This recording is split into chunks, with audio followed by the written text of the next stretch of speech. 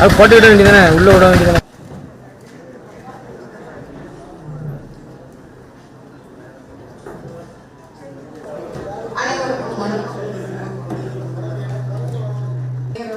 திருக்குறள் வாசித்து மாமன்ற கூட்டத்தினை தொடங்கி வைப்பார்கள்.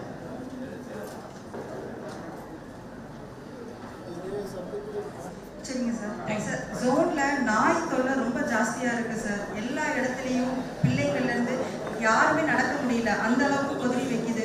அதுக்கு நம்ம சைட்ல என்ன சார் பண்ணியிருக்கிறோம்? எனக்குமே நிறைய வந்து ஜோன்ல இருந்தோ சரி எங்க வார்டில் இருந்தோ வந்து அதுதான் நாய் பிடிக்க சொல்லி தான் வந்திருக்கு.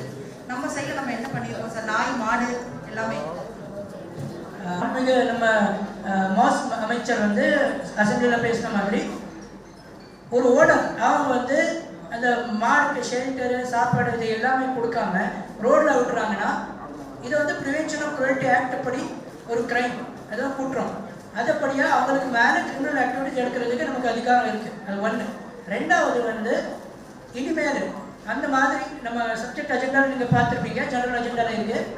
ஃபர்ஸ்ட் டைம் அந்த மாதிரி ஸ்ட்ரே கேட்டல்ஸ் ரோடில் இருந்து நம்ம வந்து இன்ஃபார்ம் பண்ணால் 5000 பெனல்ட்டி, ரெண்டாவது வாட்டி இருந்தால் 10,000, அதுக்கப்புறம் 7 விட்டு போகும். ஸோ இது வந்து ஒரு பயமாக இருக்கும். இதை எப்படி பண்ண போகிறோம்னா, இப்போ அஜெண்டா நீங்கள் பார்த்துருப்பீங்க, அந்த 5000 எவ்வளோ காஸ்ட் இருக்குது, எவ்வளோ காஸ்ட் நம்ம பெனல்ட்டியாக கலெக்ட் பண்ண போகிறோம், அந்த வழியாக தான் அவங்களுக்கு பேமெண்ட்டே போகும். ஸோ அவங்க வந்து அதிகமாக ரோடில் நடமாடும் ஆடுகள் அதை பிடிக்கிறது ஏற்பாடு பண்ணுவாங்க.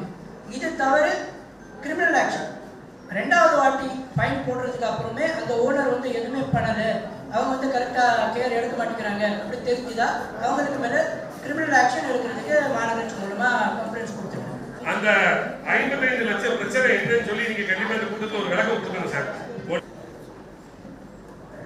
மரியாதைக்குரிய ஆணையாளர் அவர்களே, நம்முடைய மாமன்ற உறுப்பினர் கேட்ட கேள்வி, கடந்த சில மாதங்களாக இந்த மாநகராட்சி மிகப்பெரிய ஒரு அவலத்தை சந்திச்சுட்டு இருந்திருக்கு. நம்ம எல்லாத்துக்கும் தெரியும்.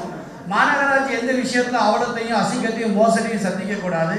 இந்த கூட்டத்தில் இதுக்கான தெளிவான விளக்கத்தை தங்கள் வாயிலாகவோ அல்லது மேயர் பொறுப்பு மேயர் வாயிலாகவோ அறிவிக்க வேண்டும். இந்த 55 லட்சத்துக்கான டெண்டர் எப்படி விடப்பட்டது, எங்கு பர்ச்சேஸ் நடைபெற்றது, எப்போது வாங்கப்பட்டது, ஏன் இந்த மாநகராட்சியுடைய வரலாற்றிலே சுமார் 30 வருடங்களாக இல்லாத ஒரு நடைமுறையை இந்த வருடம் நடைமுறைப்படுத்தப்பட்டது, இதற்கு யார் வித்தாக இருந்தார்கள் என்பதை ஒரு தெளிவான ஒரு அறிக்கை வெளியிட வேண்டும். அதாவது இதற்கு முன்பு நீங்கள் ஒரு கமிட்டி எதுவும் அமைந்திருந்தீர்களா, அந்த கமிட்டியுடைய விளக்கத்தை இப்போது சமர்ப்பிக்க வாய்ப்பு இருக்குமா? இப்போ கடந்த கொஞ்சம் 2-3 மாதத்துக்கு முன்னாடி மாநகராட்சி ஹெல்த் செக்ஷன் மூலமாக ஒரு ப்ரோக்யூர்மெண்ட் பண்ணோம். அந்த ப்ரோக்யூர்மெண்ட் வந்து டிஸ்இன்ஃபெக்டன்டோடைய ப்ரோக்யூர்மெண்ட்டில் சில நபர்கள், சில சோஷியல் மீடியா, சில மீடியாக்கள் வந்து மோசடி அப்படி சொல்லிட்டு ஒரு வெளியே ஒரு நியூஸாக கொண்டு வந்தாங்க. ஃபினைல் வந்து ஒரு மாதத்துக்கு 55 லட்சத்துக்கு ஃபினைல் வாங்குறாங்கன்னு சொல்லி ஒரு தவறான ஒரு தகவல் வந்து வெளியே கொண்டு வந்தாங்க. என்ன நடந்ததுன்னா அதை நான் தெளிவாக சொல்கிறேன். பிப்ரவரி கடைசி நேரத்தில் நம்ம மாநகராட்சியினுடைய ஜனவரி பிப்ரவரி வந்து வழக்கம் போல் டெங்கு ஃபீவர் அதிகமாக வர்றதுக்கு அந்த காலத்தில் வந்து நம்மக்கிட்ட வந்து ஷார்ட்டேஜ் ஆஃப் டிஸ்இன்ஃபெக்டன்ட் வந்துருச்சு. நம்மக்கிட்ட வந்து பைரத்தியம், டெமிஃபாஸு அதோடைய ஷார்ட்டேஜ் வந்துருச்சு, ஃபினைல். ஸோ மற்ற பொருட்களோட ஷார்ட்டேஜ் ஏன் வந்துருச்சுன்னா, ஒரு டெண்டர் மாமன்ற உறுப்பினர் சொன்ன மாதிரி ஒரு டெண்டர் வந்து ரொம்ப நாளமாக டிஸ்போசல் ஆகாமல் ஒரு 23 லட்சத்துக்கு ஒரு டெண்டர் இருந்தது.